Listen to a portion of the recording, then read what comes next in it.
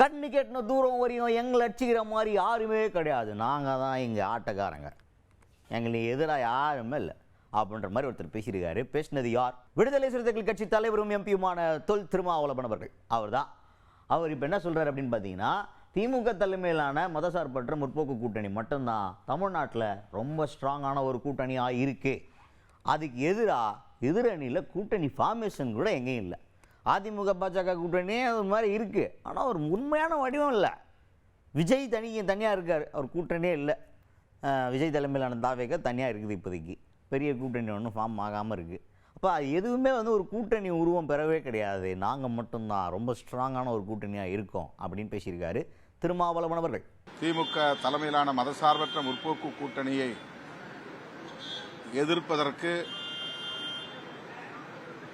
வலிமையுள்ள ஒரு கூட்டணி இன்னும் தமிழகத்தில் உருவாகவில்லை.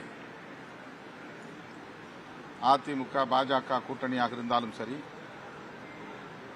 அல்லது நண்பர் விஜய் அவர்களின் தலைமையிலான கட்சியாக இருந்தாலும் சரி, ஒரு கூட்டணி என்கிற வடிவத்தை பெறவில்லை.